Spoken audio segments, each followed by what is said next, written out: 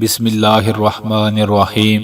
میرے بھائی اور بہنوں، آج ماہ ربیع الاول کا بابرکت مہینے کا پہلا سوموار پیر کا دن ہے۔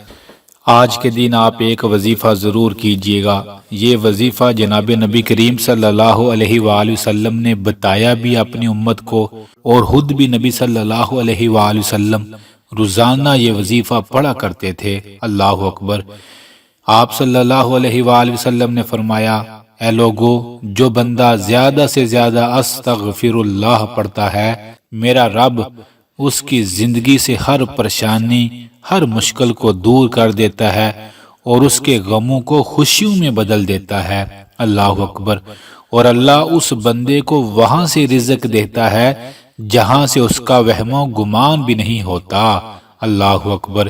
تو زندگی کی پریشانیوں کو ختم کرنا چاہتے ہیں، رزق چاہتے ہیں، سکون چاہتے ہیں، تو استغفراللہ استغفراللہ۔ اے اللہ، میری زندگی کی کمیوں کوتاہیوں کو معاف فرما۔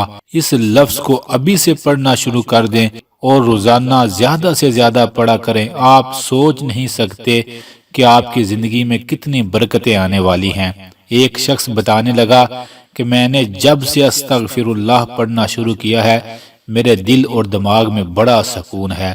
ایک اور شخص بتانے لگا کہ میں نے جب سے استغفراللہ پڑھنا شروع کیا ہے، میری زندگی سے پریشانیاں نکل چکی ہیں اور میں بڑی خوشی کے ساتھ زندگی گزار رہا ہوں۔ روزانہ کم از کم 300 بار استغفراللہ پڑھنا شروع کریں، برکتیں آپ کے سامنے ہوں گی۔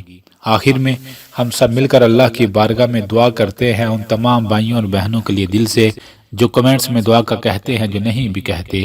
اے میرے سونے اللہ، ہر انسان کے ہر غم اور پریشانی کو دور فرما دیجئے۔ آمین آمین۔